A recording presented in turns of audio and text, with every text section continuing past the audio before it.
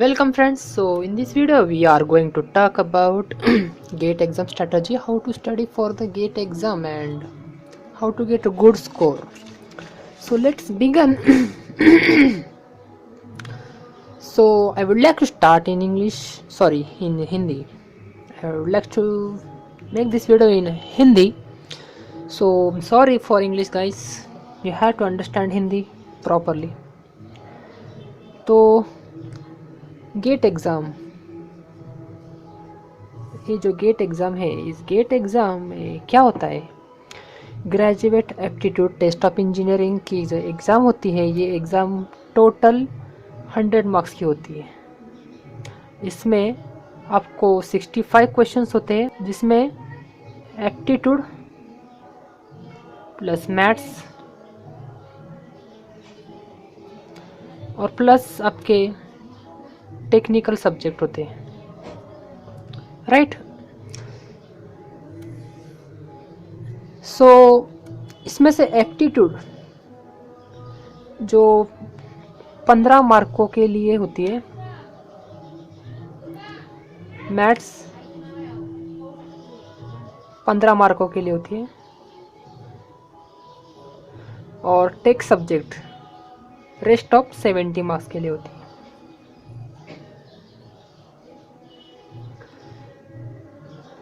यहाँ तक आपको चीज़ समझ में आ गई?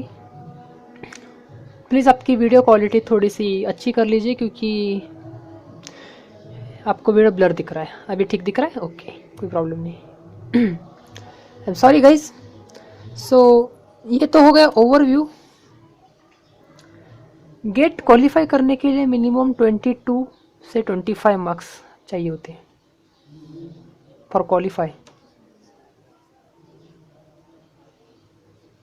राइट। सो ये 22 से 25 मार्क्स हम एप्टीट्यूड और मैथमेटिक्स में ही कवर कर लेंगे, इसी हमें प्रिपरेशन करनी है। Okay please. ओके, तो आप इसका स्क्रीनशॉट ले सकते हैं। सो ये तो हो गई सिर्फ क्वालिफाई करने की बात। इसके बाद में हम टेक्निकल सब्जेक्ट के बारे में बात करेंगे। टेक्निकल सब्जेक्ट में 7 से 10 सब्जेक्ट होते हैं आपके टेक्निकल, डिपेंडिंग अपॉन आपका स्ट्रीम जो होता है वो होता है। कुछ डिप में नहीं बताऊंगा, आप खुद समझदार इसके बारे में। सो 7 to 10 या फिर 7 सब्जेक्ट्स में आपको कुछ 2 से 3 सब्जेक्ट हार्ड होंगे, 2 से 3 सब्जेक्ट इजी होंगे और 2 से 3 सब्जेक्ट मीडियम होंगे, करेक्ट। 2 से 3 में सिर्फ एवरेज के बेसिस पे बता रहा हूँ। एक सब्जेक्ट भी हो सकता है, 2 भी हो सकते हैं, 3 भी हो सकते हैं। टोटल 7 में से अभी कितने हो आपके स्ट्रीम पे डिपेंड है, आपके कितना है। सो उसको कैटेगराइज कीजिए 3 लेवल पे। सबसे easy subject, medium, hard. Easy को पहले कवर कीजिए, मीडियम को उसके बाद में, हार्ड को नहीं करे तो ठीक है, कोई इतना कंपल्सरी नहीं है। इजी और मीडियम में दो सब्जेक्ट, 4 सब्जेक्ट होने चाहिए, और हार्ड में सिर्फ 1 या फिर 1, मतलब 2 सब्जेक्ट का आप रख सकते हो।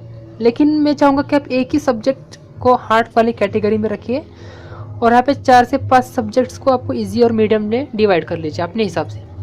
ये तो हो गया सिर्फ सब्जेक्ट डिवाइडेशन। अभी करना क्या है, आपको स्टार्ट करना है एप्टीट्यूड से।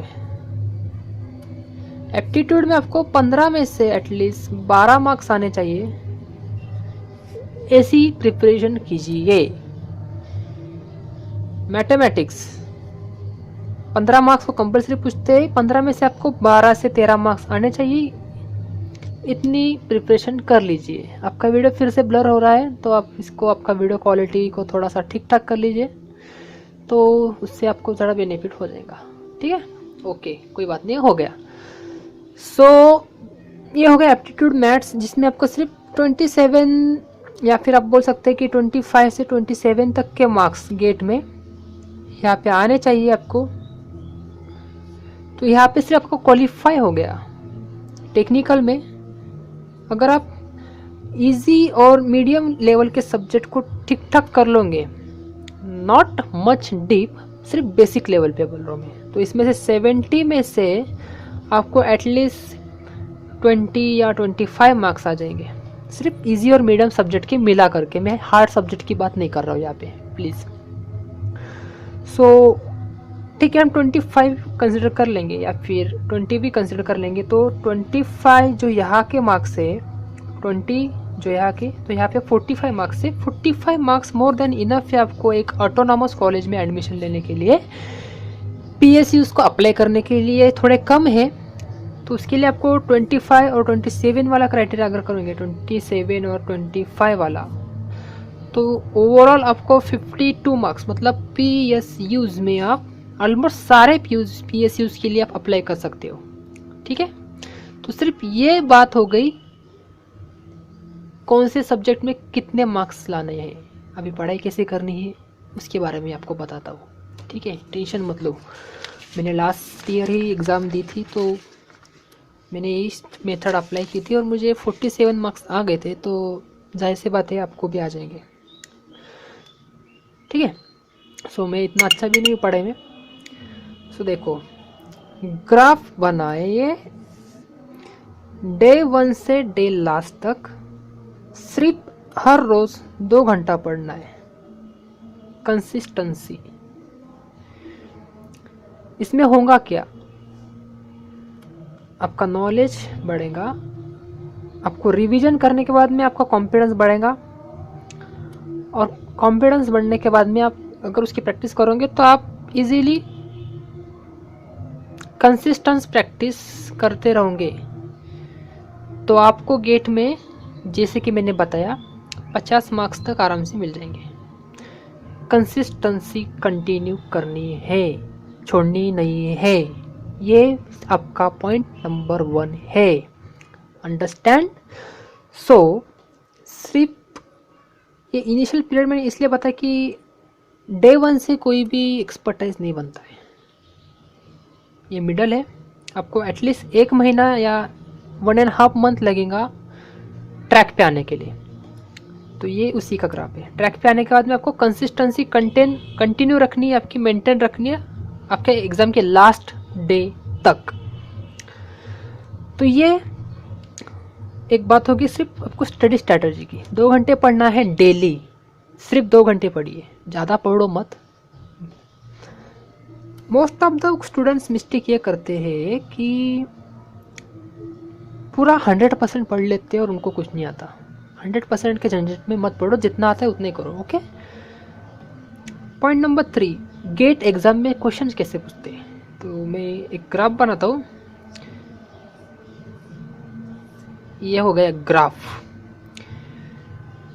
Easy, hard, medium level. GATE exam में मीडियम लेवल के क्वेश्चन ज़्यादातर पूछते हैं, जिसमें आपको ज़्यादा मार्क मिलते हैं। इजी लेवल के कम होते हैं, हार्ड लेवल के कम होते हैं, ये बेसिक है, समझ लो।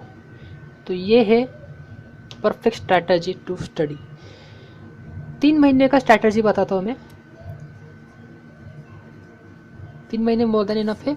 फर्स्ट मंथ में FT प्लस मैथ्स कर लो, सेकेंड मंथ में आपका टेक्निकल सब्जेक्ट कर लो, थर्ड मंथ में सिर्फ पेपर सॉल्व करो। ऐसा फॉलो करो, जितना भी पढ़ा होगा मोर देन इनफ है आपके लिए। 50 मार्क्स आराम से मिल जाएंगे आपको। तो बस आज के लिए बस इतना ही था। अगर आपको वीडियो पसंद आया हो तो शेयर, लाइक, सब्सक्राइब कर सकते हो। Thank you very much.